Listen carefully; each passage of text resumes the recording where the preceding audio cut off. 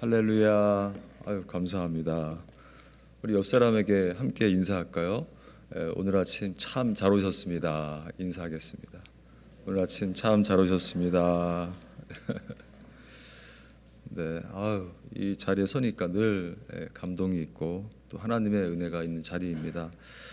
우리가 오늘 아침에 이 창세기 2장 19절 말씀 또 20절 말씀을 함께 살펴보는데요. 하나님 안에서 새 이름으로라는 제목으로 함께 여러분과 생각을 좀 해보고자 합니다. 인사 여러분에게 안부를 먼저 여쭤보고 싶었어요. 제가 이제 기독교 상담학자인데 원래 유럽에서 미국에서 한국으로 이렇게 기독교 상담이 들어올 때 안부를 물어보는 학문이었습니다. 그래서 문의학 목회자가 상담을 소개했거든요. 그래서 서로에게 안부를 물어보는. 여러분 어떻게 지내셨어요? 많이 힘드셨죠? 교회를 지키시고 또 신앙생활하고 또 일하시고 가정, 자녀 여러 가지 일로 참 우리는 많은 일에 그동안 시간과 에너지를 쓰면서 정말 기도하면서 기도하지 않는 사람 어디 있겠습니까? 정말 하나님께 우리가 매달리면서 기도하면서 우리 PCN 이제 뉴저지 장로교회를 오늘까지 지켜주셨고 하나님이 함께 해주셨습니다. 오늘 말씀은 이제 창세기 2장 이 말씀은 여러분 읽는 그대로 여호와 하나님이 흙으로 각종 들짐승과 곡중의 각 새를 다 지으시고 이제 그 아담이 무엇이라고 부르나 보시려고 이 부분이 참 중요한 것 같아요. 아담이 무엇으로 부르나 보시려고 그 피조물들을 아담 앞으로 다 데려오시는 거예요. 근데 아담이 각 생물들을 부르는 것이 곧 이름이 되었더라. 그렇게 나와 있습니다. 여러분 이 말씀을 보면서 질문이 생기지 않으세요? 하나님이 창조주고 아담이 피조물인데 하나님이 이름 짓는 게 마땅하지 않습니까? 모든 공중의 새와 각종 짐승의 자연의 모든 대상들을 하나님이 이름 짓는 것이 맞는데 하나님은 아담에게 이름을 지어보라고 하시는 거예요. 제가 이 말씀을 처음 예전에 봤을 때 성경 주석을 찾아보니까 많은 주석들이 두 가지를 얘기합니다. 하나님은 이미 아담에게 우리 사람에게 통치권과 명령권을 주셨다는 거예요. 우리 사람은 하나님이 창조하신 모든 대자연을 다스리고 통치할 수 있는 능력을 주셨다는 거죠. 또 하나가 이름을 지을 수 있는 능력을 우리에게 주셨다는 거예요. 어떻게 이름 짓느냐. 참 세월이 빠릅니다. 여러분 벌써 2024년 6월 30일이에요. 올해도 절반 다 갔거든요. 시간이 날아갑니다. 제가 기독교 상담을 공부하고 연구하면서 변하지 않는 진실이 하나 있습니다. 시간은 빠르고 죽음은 가까이 있다. 사람이 금방금방 떠나더라고요. 세월이 바뀝니다. 예수님이 이 땅에 오셔가지고 전했던 복음의 핵심 마태복음 4장 보시면요. 뭡니까? 회개하라. 천국이 가까웠다라는 말씀이었어요. 더 쉽고 일반적인 말로 하면은 인생을 돌이켜라. 이 땅의 시간은 짧으니까 다가오는 영원한 시간을 준비해라. 잠깐 살다 가는 건데 너무 세상에 연연하지 말고 다가오는 eternal time, the kingdom of God, 하나님의 나라를 소망하면서 이 땅의 삶을 시간을 보내라. 그렇게 말씀하고 있습니다. 오늘 여러분과 제가 이 뉴저지 장로교회를 지키느라 얼마나 애쓰고 수고하십니까? 많은 우리 교육자들, 우리 장로님들, 우리 권사님, 집사님들 정말 이 자리는요 보통 자리가 아닙니다. 이 작은 예배당이지만 이 새벽 제단을 쌓는 많은 분들의 그 자리가 하나하나 다 있어요. 그분들이 눈물로 기도해가지고 이 교회가 우리 교회가 아름답게 성장하고 여기까지 왔습니다. 저는 오늘 이 통치권과 명령권을 우리가 기억하면 좋겠습니다. 세상 사람 누가 뭐라고 해도 내가 하나님이 주신 능력을 가지고 세상을 다 다스릴 수 있고 내가 새롭게 이름 지을 수 있다는 거죠. 내가 갖고 있는 상황과 현실과 모든 고통들을 내가 새롭게 명명할 수 있다. 여러분 기독교가 얼마나 사실 고통을 많이 받은 기독교입니까? 종교입니까? 18세기의 이 서구 사회가 말이죠. 기독교를 엄청나게 비난을 많이 했죠. 모여서 성찬식을 할 때 사람의 피를 마시는 종교다. 광신도다. 이 사람들은 부모도 모르는 사람들이다. 프랑스의 볼테르 같은 학자들이 말이죠, 기독교를 엄청나게 비판했어요. 이미 그게 18세기였습니다. 그런데 슐라이마커 같은 신학자, 목회자가 뭐라고 합니까? 당신 자신을 하나님께 던져본 경험이 없다면은 기독교를 함부로 말하지 마라, 그렇게 얘기했습니다. 여러분, 기독교 신앙은요, 경험의 신앙입니다. 이론과 어떤 실제 그런 것이 아니라 경험을 해보지 않은 사람들은 기독교 신앙을 알 수가 없다는 거예요. 여러분, 마가복음 11장 23절 보시면은 예수님 말씀하시죠. 내가 진실로 진실로 너에게 이르노니 누구든지 이 산더러 들려 바다에 던지라 하면 그 말하는 것이 이루어질 줄 믿고 마음에 의심하지 않으면 그대로 될지어다. 여러분, 의심하지 않고 고백하면요, 그대로 이루어진다는 겁니다. 여러분과 제가 한번 이제 신앙을 좀 정리해 보는 시간을 가지면 좋겠어요. 우리 기독교 신앙이 무엇인가? 크게 네 가지로 볼 수 있을 것 같아요. 첫 번째가 바로 창조 신앙입니다. 창조 신앙. 모든 것이 하나님께로부터 왔어요. 하나님의 모든 것을 다 만드셨습니다. 그래서 우리가 헌금 기도할 때 모든 것이 다 하나님께로부터 왔습니다, 그렇게 기도합니다. 왜? 하나님이 창조주기 때문에 여러분들을 만드셨고 모든 대자연을 만드셨기 때문에 그 대상 안에는, 여러분 안에는, 자연 안에는 하나님의 이미지가 들어있어요. 이미지 오브 갓, 이마고 다이, 하나님의 형상이 그 안에 들어있습니다. 여러분, 세상에 아무리 나쁜 사람이라도요, 그 안에 하나님의 이미지가 들어있습니다. 심지어 우리 사람이 만든 물건 안에도 사람의 이미지가 들어있죠. 이 컴퓨터를 봐도요, 액정 화면이 사람의 얼굴이고 키보드가 사람의 손이고 이 안에 CPU가 들어있죠. 우리의 브레인이 들어있는 거죠.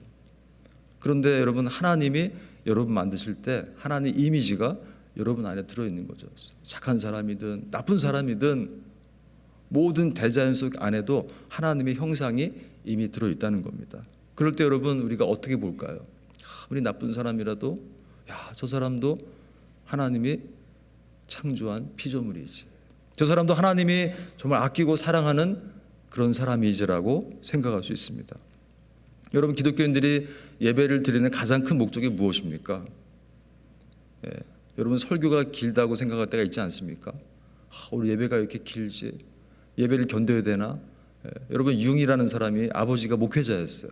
정신과 의사인데 아버지가 목회자였는데 아버지가 성격이 좀 염세적이고 좀 비관적인 사람이었어요. 기독교에 대해서 참 고민을 많이 했습니다. 근데 융이 이런 얘기를 했어요. 만약에 앞으로 100년 뒤에, 벌써 100년 전 얘기지만은 기독교가 혹시라도 쇠퇴한다면은 예전 문제가 가장 클 거라는 거예요. 여러분, 우리 기독교가 예전 중에 가장 큰 비중이 뭐가 차지하죠? 설교예요, 설교.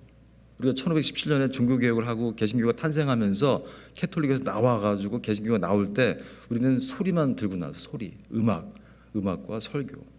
우린 그림이 전혀 없습니다. 조각도 없습니다. 왜? 말씀에 집중하기 위해서, 솔라 스크립처, 말씀에 집중하기 위해서 말씀만 붙들고 나온 거죠. 음악만 붙들고 나온 거죠. 그런데 그러다 보니까 설교 비중이 커졌어요.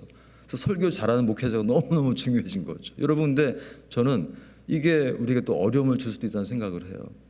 여러분, 저는 사실 설교 잘하는 목사님들 보면 가끔 불안할 때가 있어요. 저러면은 저 교인들이 저 목사님만 바라볼 텐데. 여러분, 목회자는 결국 일이 뭡니까? 교인들을, 성도들을 예수 그리스도에게 인도하는 거예요. 저는 차라리 좀 설교를 못하는 목사님 뵈면 참 은혜를 받습니다. 저 무슨 말씀하는 거 내가 한번 찾아봐야겠어. 저 무슨 말씀하시는 거지? 잘 알 수가 없어. 목회자가 말이 어눌하고, 여러분, 사도 바울이 말이 어눌했다고 하잖아요. 그래서 수많은 서신을 썼다는 거 아닙니까? 때로는 우리가 목회자가 부족해도 그 목회자를 통해서 예수 그리스도를 바라볼 수 있다면요, 그게 정말 우리의 신앙의 궁극적 목적입니다. 독일의 철학자 루돌프 오토는요, 그런 얘기를 했어요. The Idea of Holy라는 책에서 결국 많은 사람들은 종교가 있든 없든 관계없이 거룩함에 대한 열망이 있다는 거예요. 우리가 이게 어디입니까? 생츄어리, 본당이에요. 히라버로는 에클레시아, 천국, 천당이라는 뜻이잖아요.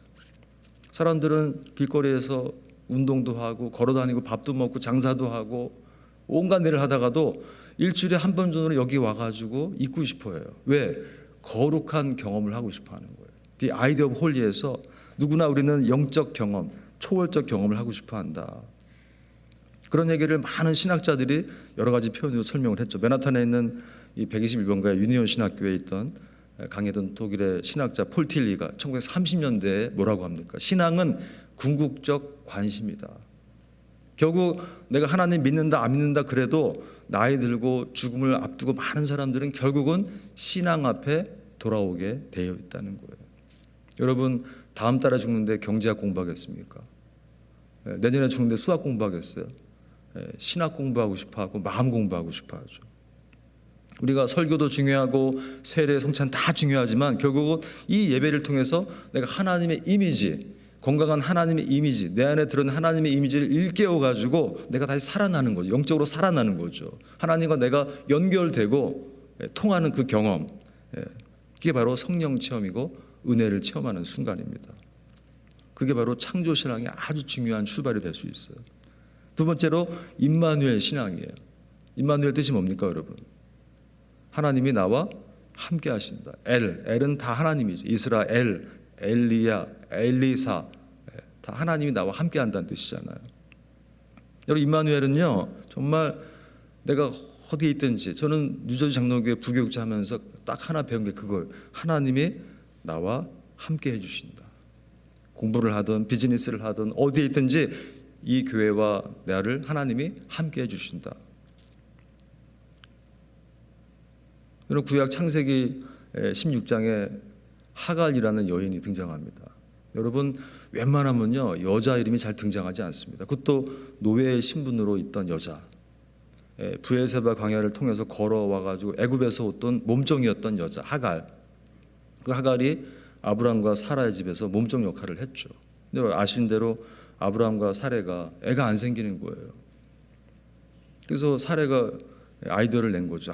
이 하갈이 참 내 말도 잘 듣고 신실한데 이 아이를 통해서 우리 대를 이어가야겠다. 그래서 아브람을 설득해가지고 동침해가지고 누굴 낳습니까? 이스마엘을 낳는 거죠. 그때 나이가 아브람이 이미 86세 넘어가고 사레가 이제 76세를 넘어가는 나이였어요. 근데 여러분 사람 마음이 그렇잖아요. 동침을 해서 애를 낳는데도 임신을 이제 했는데 임신할 때 얘긴데요. 사레가 질투가 생기는 거예요. 하갈이 애를 가지니까 질투가 발동한 거죠. 그래가지고 막 하갈을 괴롭혀요. 이 사레가 너 애 가졌다고 유세 떨면 안 돼. 너는 몸종이고 나는 내가 진짜 어머니야. 이러면서 막 하갈을 괴롭혔죠. 그래서 여러분 하갈이 한 번은 도망쳐요. 가출을 합니다. 가출. 너무 사례가 괴롭히니까 가출을 해가지고 브엘세바 광야 나가서 막 그 임신한 몸을 붙들고 막 하나님 저 도망쳤어요. 저 어떻게 해야 됩니까? 이게 사례가 너무 저를 괴롭혀가지고 못 견디겠습니다. 하나님. 그러는데 하나님의 사자가 딱 나타나가지고 한마디 하죠. 야야, 네가 낳은 아들도 내가 이스라엘의 큰 민족을 이루게 해줄 거야. 그리고 너도 여러 민족의 어머니가 되게 해줄 거야. 그 약속의 말씀을 처음 듣습니다. 그래서 그 말 듣고 마음을 다시 추스리고 다시 집으로 들어와요. 그래서 이제 애를 낳아서 이제 이스마엘을 낳는 거죠. 여러분 낳고 나니까 어때요? 더 괄세가 심해지는 거죠. 그리고 나중에 이삭도 태어나니까 여러분 어때요? 이 사라가 결국은 아브라함을 설득해가지고 하갈과 이스마엘을 쫓아냅니다. 물 몇 개와 떡 몇 덩이를 보내가지고 브엘세바 광야로 또 돌아가라 쫓아내는 거예요. 여러분 이 심정이 어떻겠어요? 하갈의 심정. 시키는 대로 다 했죠. 애도 낳아줬죠.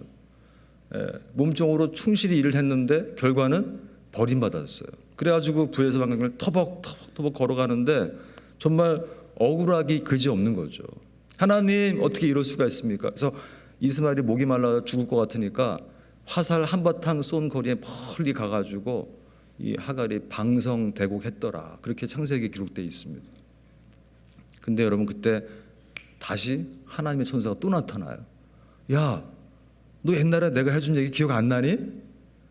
네가 임신했을 때 이스마엘 네가 낳을 아이에게도 큰 민족을 이루게 해줄 거고 너도 여러 민족의 어머니가 되게 해주겠다 약속한 말씀 기억 안 나?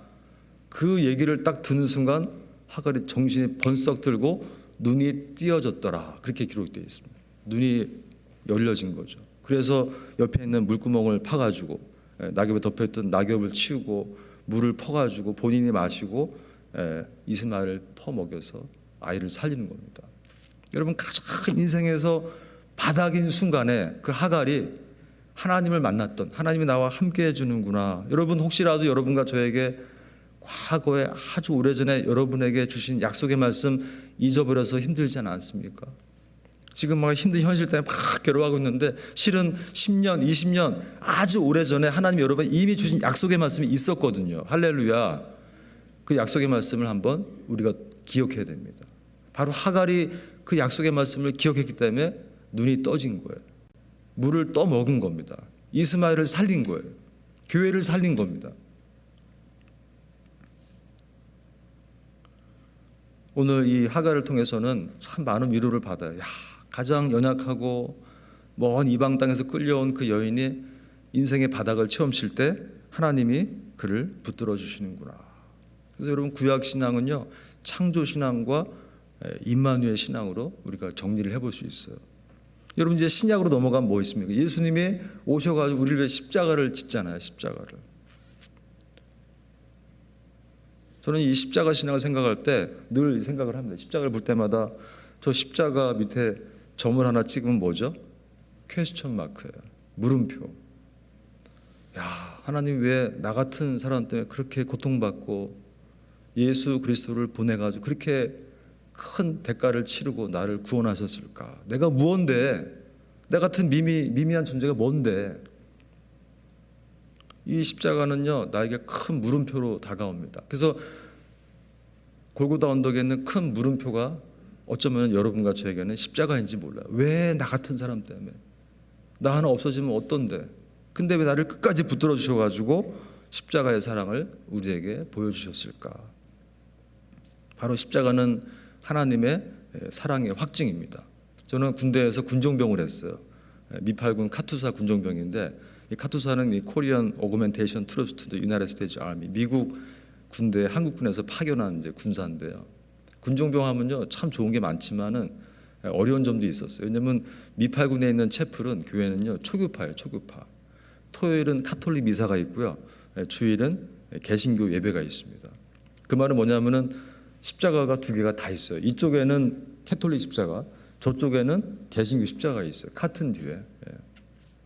그래서 토요일은 반드시 예수님이 매달려 있는 십자가를 가운데 딱 걸어놔야 돼요. 왜? 미사가 있으니까요. 그래서 그 신부 그 대령님이 딱 와가 지켜봅니다. 십자가 똑바로 걸어놔. 캐톨릭 십자가 걸어야 돼.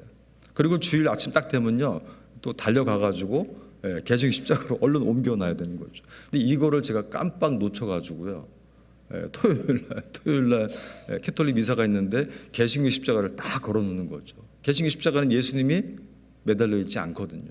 왜? 우리는 부활 신앙이 아주 중요하기 때문에. 제가 그 꿈을 꾸면요, 꿈에서 막 캐톨릭 십자가와 개신교 십자가 왔다 갔다 할 때가 참 많았어요. 이것도 바꿔 걸은 거 아닌가 막 본당 가서 확인해야 되고, 이 군종병은 늘 이 본당을 떠날 수가 없어요. 항상 지켜보는 거죠. 십자가가 제대로 걸려 있는지. 여러분, 이 십자가를 볼 때 저는 그런 생각을 참 많이 해요. 캐톨릭 십자가를 보고 있으면요, 예수님이 얼마나 힘들게 매달렸을까.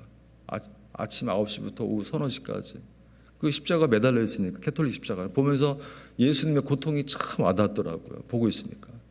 미국 무대 채플에서 이렇게 앉아 보고 있습니다. 근데 옆에 있는 개신교 십자가를 딱 보면서 안도의 한숨이 쫙 나오는 거죠.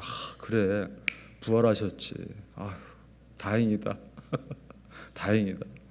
여러분, 혹시라도 여러분과 제가 예수님의 십자가를 보면서 예수님의 고통을 우리가 기억하시나요? 얼마나 힘들고 어렵고 아프게 십자가를 지셨는지, 그 십자가의 고통을 우리가 생각한 다음에 그 다음에 우리가 부활신앙을 바라봐야 되지 않을까 생각을 해봅니다. 그래서 여러분과 제가 이 십자가를요, 여러분의 인생에 장착해야 돼요. 할렐루야. 십자가는요, 업그레이드할 필요 없는 CPU입니다. 여러분 인생에 딱 장착을 해놓고 영원히 그 안에서 살아가는 거죠. 십자가 신앙입니다. 마지막이 바로 이제 부활 신앙이에요. 사실은 성탄절보다 더 중요한 게 부활절입니다. 성탄절은 연말에 막 정신없이 시끄럽지만요, 부활절, 이 이스터는요, 예수님이 부활했다는 것은 가장 우리에게 중요한 만약에 부활절이 없다면 기독교는 성립이 안 될 수도 있어요. 예수님이 부활했기 때문에 여러분과 제가 이 자리에 있는 겁니다. 자, 정리해 볼까요? 구약의 창조신앙, 그 다음에 임마누엘 신앙, 그 다음에 신약에 와서는 십자가 신앙, 부활신앙. 예. 저는 이게 강의할 때 보면 항상 한 50명 학생이 있으면 한 20명이 눈을 감고 있습니다. 예. 특히 무용고 학생들이 이제 운동을 많이 하고 와서 수업에 딱 앉으면요, 다 눈을 감고 있어요. 저는 절대 깨우지 않습니다. 왜? 몸이 힘드니까 다 자는 거죠. 근데 저는 그분들에게 얘기하죠. 아, 오늘도 중보기도 팀이 20명 와 있습니다. 예, 부탁도 안 했는데 중보기도를 20명이 하는 거죠. 그러니까 제 강의는 항상 명강의예요. 중보기도 팀이 20명씩 있으니까 오늘도 중보기도 팀이 가동되는 것 같은데 감사합니다. 예, 오늘 여러분과 제가 이 창조, 임마누엘, 십자가, 부활 이것만 기억하면 좋겠어요. 여러분과 제가 정말 어떻게 어렵게 여기까지 살아왔는데, 어떻게 주어진 인생인데 쉽게 포기할 수 없잖아요. 하나님이 여러분과 저를 여기 불러서 PCNJ 뉴저지 장로교회 사역자로 불러주시고 성도로 불러주셨는데 우리가 이 사역 잘 감당해야 됩니다. 저도 아버지가 은퇴 장로님이세요. 어려움이 많이 있더라고요. 저를 앉혀놓으면 얘기를 많이 합니다. 오 목사 똑바로 해. 설교 짧게 해야 돼. 예, 저를 붙들면 항상 설교 짧게 하라고 얘기 많이 하셨어요. 알겠습니다, 아버님. 예, 여러분 예배도 중요하지만 여러분이 이 예배에서 가장 중요한 건 하나님을 만나고 가야 됩니다. 할렐루야. 여러분 예배 끝나도 바로 가지 마십시오. 엎드려서 기도하다가 하세요. 엎드려서 기도하다가 하세요. 정말 여러분, 내가 목회자든 권사든 장로든 상관없어요. 내가 이 예배에서 하나님을 만나고 가냐 안 가냐, 이게 가장 중요한 거예요. 사실은 여기서 하나님 체험하고 하나님의 음성을 듣고 가야지만 여러분과 제가 하나님의 섭리에 따라서 살 수 있습니다. 여러분과 저에게 그런 축복과 은혜가 넘치시기를 기도합니다. 기도하겠습니다. 고마우신 하나님, 하루하루 하나님의 은총으로 살아갑니다. 하나님 없이 단 한순간도 살 수 없는 저희들입니다. 하나님, 저희들 그 많은 교회 중에서 뉴저지 장로교회로 저희들을 불러주셨는데 여러 가지 어려움과 고난이 있을지라도 이 고난을 새롭게 명명하고 다스리고 통치하고 하나님의 이름으로 새롭게 바라볼 수 있는 믿음의 능력을 우리에게 부어 주시옵소서. 감사하며 예수 그리스도의 이름으로 간절히 기도드리옵나이다. 아멘.